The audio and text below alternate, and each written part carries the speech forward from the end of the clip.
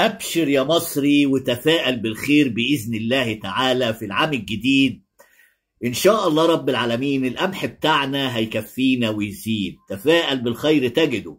عباد الشمس وزراعة كل المحاصيل بإذن الله هتكفينا وتزيد. أبشر يا مصري إن شاء الله رب العالمين في قرارات شديدة اللهجة للناس اللي أكلت قوتنا اليومين دول، القضاء على الفساد والمفسدين. خدوا بالكم الكلام، لأن احنا داخلين على بإذن الله على عام السعد وعام الهنا.